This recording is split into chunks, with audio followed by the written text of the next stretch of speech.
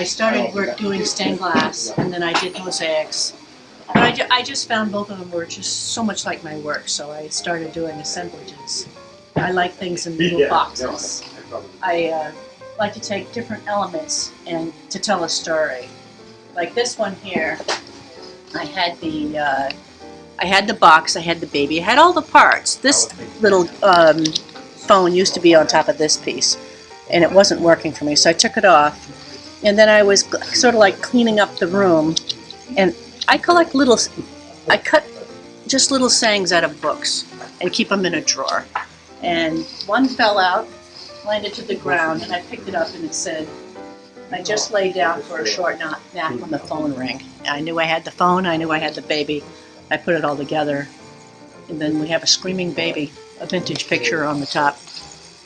So I think that one works.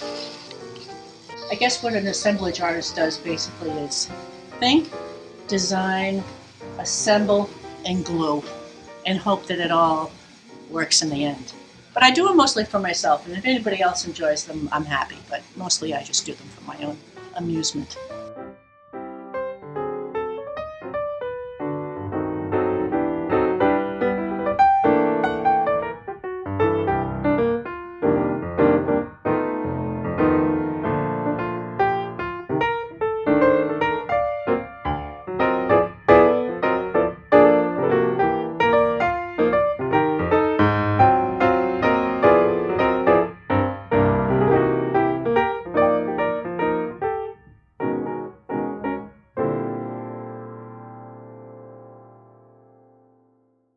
Yes, well, my name is Lauren Byrne, and I'm from Ireland, but I'm currently living in Arlington.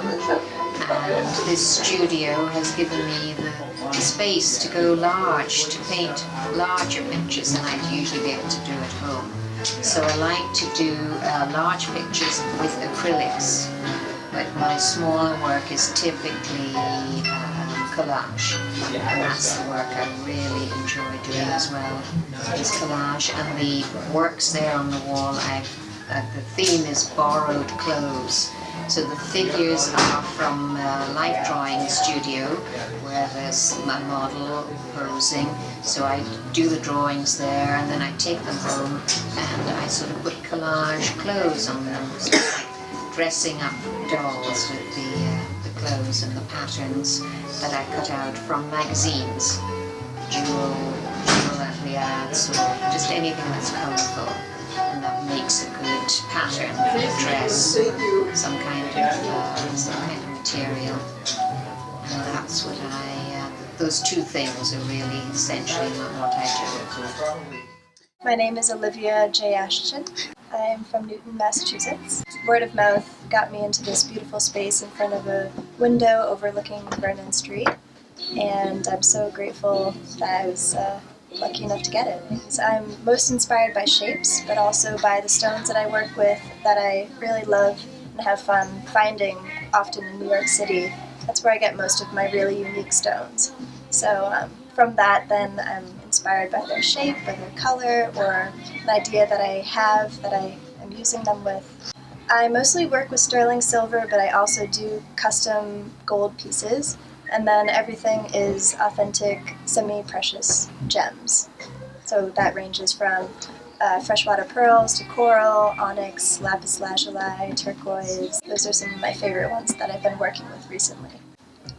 I love that there are so many artists in Somerville. I feel like I can go to any coffee shop and I'm going to bump into some interesting artist, or I can walk down my own hallway and meet someone I haven't met before.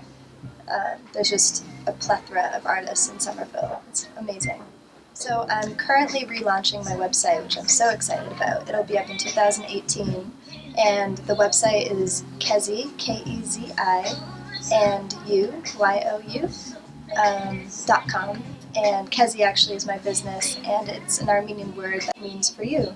So that's one way you can find me. I'm also on Facebook at Kezi and You, and Instagram at Kezi and You. My name is Jim. That's Rose. I'm Greg. We're Divine Beauty Photography. We do both photography and video, so we are working on several different projects right now, but we work on a documentary called By the Numbers: Perceptions of Beauty. But in our photography business, we also do Portraiture, headshots, glamour photography. a little family photography thrown in there. Yep. do- So, Branding for small business and personal branding. and we also do business headshots. One of the things that we do for our clients is something called the reveal. And after we've shot with them, we'll go through a process where we do some selections. We will bring them into the studio, having printed up some of the photographs, and we'll put them on a wall over here behind a curtain. And we explain to them what we have, and we open up the curtain and let them see for the first time a selection of, say, 20 to 25 photographs. And usually that has a really wonderful effect. They get this sense right away of just how varied and interesting and cool all of their images are.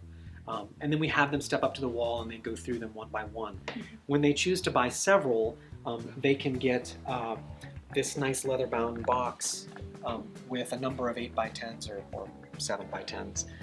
And they get to choose by taking something off the wall and putting them into the box and basically forming a nice collection of images that they can take home. We love to help people to either discover or rediscover their own unique God-given beauty. We believe that everybody has their own beauty, and nobody else in the world has that. And sometimes we get lost and try and compare ourselves to covers of magazines or other people or what we used to be or whatever.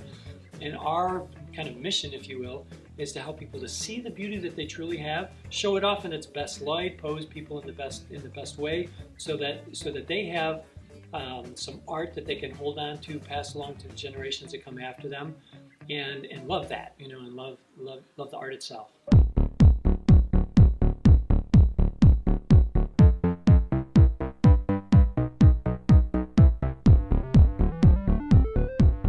I'm Roy Pardee. I'm a artist, computer person. I make paintings and do computer programming, and I'm working to integrate the two. This project here is a sort of a studio assistant or my painting robot. And right now it's not quite finished, but what it's doing now is sort of a test drawing of this Picasso self-portrait. So this is a Photoshop image, just a JPEG. I stripped the color out and then brought it into Illustrator and traced the shapes to break the shapes down into vector drawings or vector shapes. And then that was brought into a laser cutting program to translate it into G-code. The G-code gets sent to a microprocessor here, and the microprocessor controls the stepper motors for the plotter. So there's a servo here which controls the ink flow, and there's a solenoid here which controls the airflow. So this fits down on the end of that gantry and can airbrush. So it's a computer controlled airbrush. I was in Ace Hardware the other night looking for brush ideas, and I came across this device here. This is for washing dishes, right? Isn't it great? Yes. You put your soap in there and you hold it in your hand, and when you press the lever down, it opens a valve and the soap comes out. Well, I can fill this with paint, right? Hook a solenoid up there to push this, and then put that down at the end of the gantry, and it will move around and spread the paint. And this, I don't know what kind of mark this will make, but I'm really curious to discover. So that's I'm at the creative part of this. The earlier parts of this has been engineering and learning how to do it. Like, I'm not an engineer, I have an MFA, and I had to take classes at Mass Art and at Artisans Asylum and a bunch of other places to get to this point. So, but anyway, so that's what this is. I want to have my own personal studio robot to help me make my art. I have a background as a painter, and I love drawing and all that, but then I got the computer bug and learned how to program and spend a lot of time with that, and I was like, how can I integrate the two? A few years ago, I was doing a bunch of drawings embedding LEDs in them. I did a series of these drawings with LEDs that are embedded inside, and there's a little Arduino microcontroller in the back, plus some custom circuitry that I designed. And the idea is that the LEDs relate to the drawing in certain kinds of ways. That the LEDs are kind of speaking to the painting around the side and the dots and kind of animating it. These are oil pastels that I've been doing the last couple of months. So it may not seem like they relate to the computer stuff, but to me, in my mind, they do. In terms of mark making and patterning and repetition and things like that. If you want to find out more about my work, you could go to my studio at royparty.com or contact me at studio@royparty.com if you want to schedule a studio visit. I'm always happy to show people my work and meet new people and talk about art or computers or art and technology or laser cutters.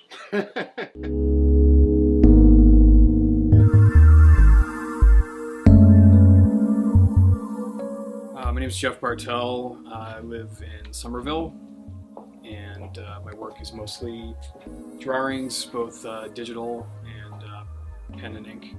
Yeah, everything I do is pretty fast. I don't like to work on any particular piece for more than a few hours, maybe like 2 or 3 at the most. You know, it's sort of improv. I let it kind of come out of me without really a vision for it beforehand, like no sketch or anything. I just start drawing and see what happens, and that's sort of the excitement that I like to work in, where I don't even know what the final result is going to be, because that's just more fun. Instagram, where my handle is the Jeff Bartell, TheJeffBartell.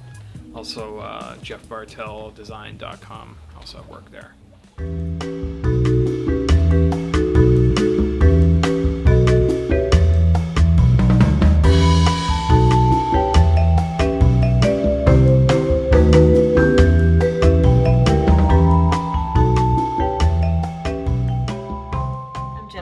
And I just moved into a new studio space at Vernon Street. I tend to be an artist who actually jumps around between many areas of fine arts as well as graphic design.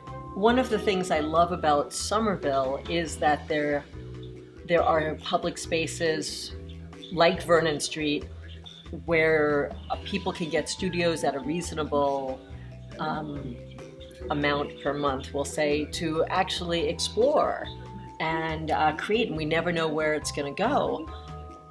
That's something that really makes Somerville special, and very few other places have that, and it actually will raise the whole community.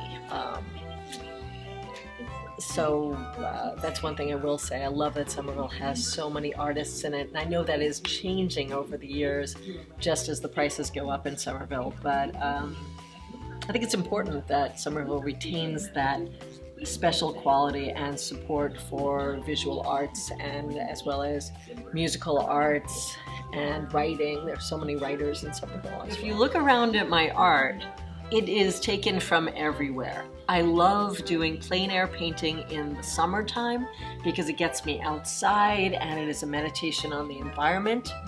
And then in the wintertime, I like to pay attention to what's going on in the world. I do the rest of the time also, but then have some response to it. So I made these pillows as I was angry about things going on. So I created those to sort of challenge people to think about the world or the things beyond themselves.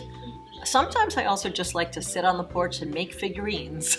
The little figurines that I make in the summer months and then glaze them in the fall. Or wait, flying pig. Just cute, pure fun, flying pig.